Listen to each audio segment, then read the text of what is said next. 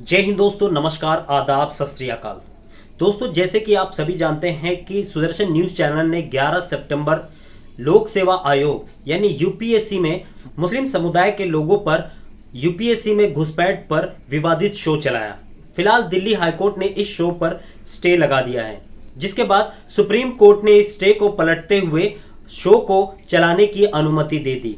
हमारी supreme court ने इसे प्री ब्रॉडकास्ट बैन करने से मना कर दिया।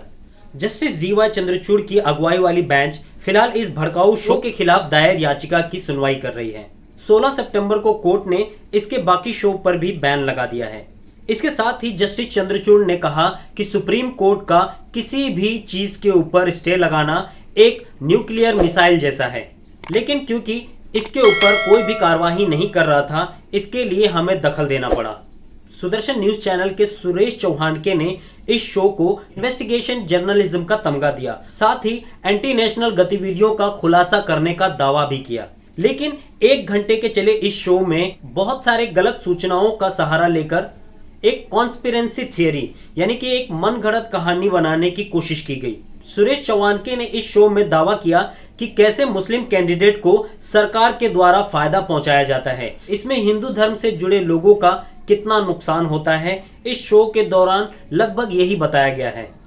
सुरेश चौहानके ने लगभग 1 घंटे के इस शो में गलत सूचनाओं का आधार लेकर मुस्लिम कैंडिडेट को बदनाम करने की कोशिश की है, या यूं कहें कि एक खास कम्युनिटी को टारगेट करने की कोशिश की है। कौन से वो गलत दावे थे, मैं आप लोगों को ऐसे 6 दावे बताने वाला हूं जिसमें गलत सूचनाओं का आधार लेकर मुस्लिम कैंडिडेट्स को बदनाम करने की कोशिश की गई है। मेरे साथ इस वीडियो में बने रहें, हम एक एक करके उस दावों की पोल खोलेंगे।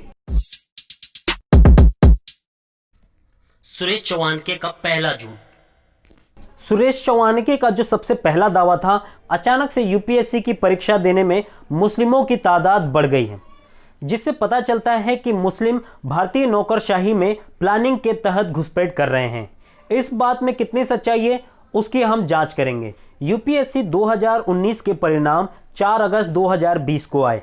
परीक्षा पास करने वाले कुल 829 कैंडिडेट में से 42 मुस्लिम जिन्होंने यूपीएससी क्लियर किया, यानी कि परसेंटेज निकाले तो 5%, और टॉप 100 में लगभग 1 मुस्लिम देखा गया। अगर हम पिछले 5 सालों की बात करें, 2015 में कुल कैंडिडेट 1078 थे, जिसमें से मुस्लिम क्वालिफायर 36 थे, और 2016 में 1099 क्वालिफायर में से 50 मुस्लिम, 2017 में 990 क्वालिफायर्स में 52 मुस्लिम कैंडिडेट, और वहीं 2018 में 759 क्वालिफायर्स में से 28 मुस्लिम कैंडिडेट जो कि यूपीएससी क्लियर कर पाए। शो के दौरान 20वें मिनट में इस चैनल ने बड़ी ही चालाकी के साथ 2018 के आंकड़े स्किप कर दिए, क्योंकि 2018 के आंकड़े पिछले साल के मुकाबले काफी कम थे। सुरेश चौहानके का दूसरा झूठ। दूसरा जो सबसे बड़ा दावा किया गया वो ये है कि मुस्लिम कैंडिडेट को उम्र में काफी छूट मिल रही है। सुरेश चौहानके ने अपने न्यूज चैनल पे बताया कि हिंदू कैंडिडेट की आयु सीमा 32 साल की, जबकि ओबीसी मुस्लिम की 35 साल की आयु सीमा है। अगर हम केंद्रीय लोक सेवा की 12 फरवरी की नोटिफिकेशन को देखें, सभी की न्यूनतम आयु 21 वर्ष और अधिकतम आयु 32 वर्ष बताई गई है। उसके अलावा अनुसूचित जाति यानी कि एससी एसटी को 5 साल और ओबीसी पिछड़ा वर्ग को अधिकतम 3 साल की छूट मिली है। अगर हम पिछड़ा ओबीसी वर्ग की बात करें तो इसमें हिंदू और मुस्लिम दोनों को इसके फायदे मिलते हैं। सिर्फ मुस्लिमों को इसका फायदा मिलता है ये बताना सरासर गलत है। पूरे शो में सुदर्शन न्यूज चैनल ने हिंदुओं को जनरल कैटेगरी में और मुस्लिमों को ओबीसी बताते हुए दर्शकों को गुमराह करने की पूरी कोशिश की, और सुदर्शन न्यूज चैनल ने यह बताने की कोशिश की कि मुस्लिमों को फायदा पहुंचाया जाता है। सुरेश चौहानके का तीसरा झूठ। तीसरा जो सबसे बड़ा झूठ था वो ये दावा किया गया कि मुस्लिमों को ज्यादा बार परीक्षा देने का मौका मिलता है। सुदर्शन न्यूज चैनल के दावों के अनुसार हिंदुओं को सिर्फ 6 बार और मुस्लिमों को 9 बार परीक्षा देने का मौका मिलता है। इसके पीछे कितनी सच्चाई है हम जानते हैं। यूपीएससी नोटिफिकेशन में साफ साफ बताया गया है कि यूपीएससी नोटिफिकेशन धर्म के आधार पर परीक्षा देने की संख्या नहीं बताता। ओबीसी, एसटी, एससी सभी कैंडिडेट सिर्फ 6 बार ही परीक्षा दे सकते हैं। हाँ, अगर कोई विकलांग कैंडिडेट हो तो उसको 9 बार परीक्षा देने का मौका मिलता है, फिर चाहे वो किसी भी धर्म से जुड़ा हो, चाहे वो एससी एसटी हो, ओबीसी हो या हिंदू हो या मुसलमान हो। तो सुदर्शन न्यूज चैनल का यानी कि सुरेश चौहान का ये दावा भी बिल्कुल पूरी तरह से गलत है। सुरेश चौहान के का चौथा झूठ।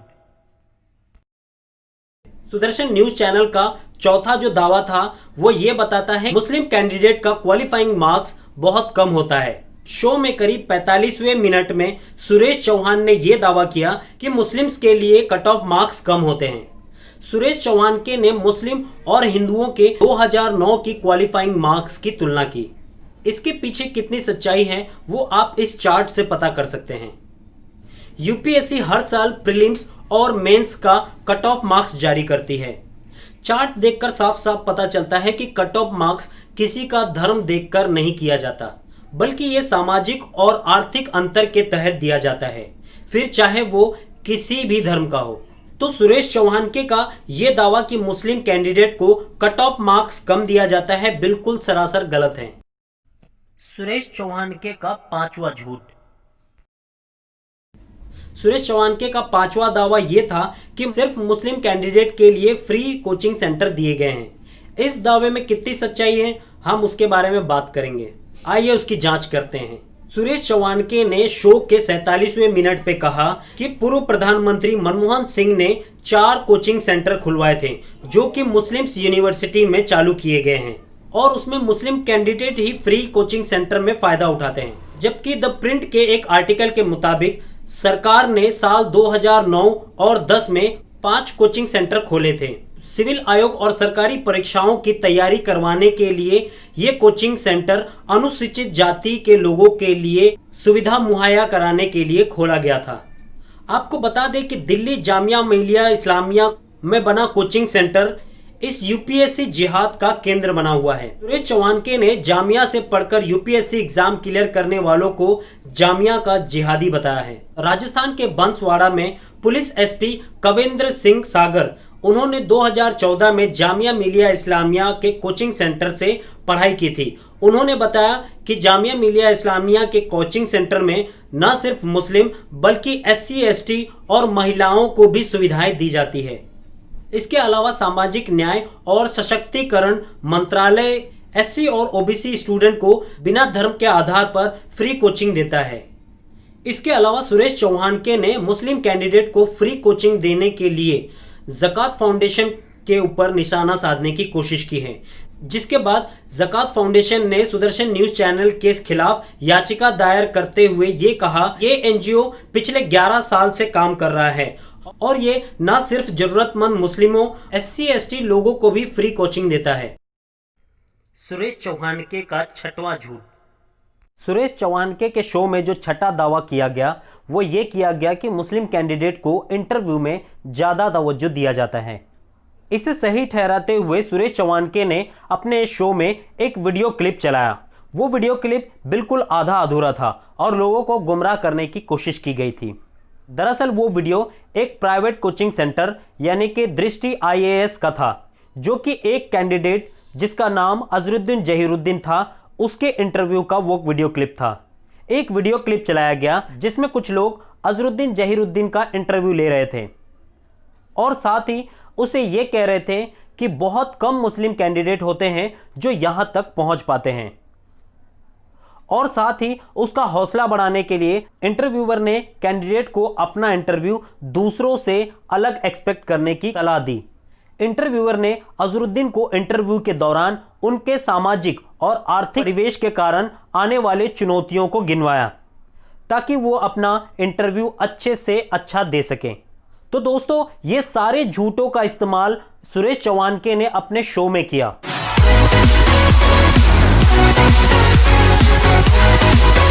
अगर आप लोगों को ये वीडियो अच्छा लगा हो तो अपने दोस्तों के साथ इसे शेयर भी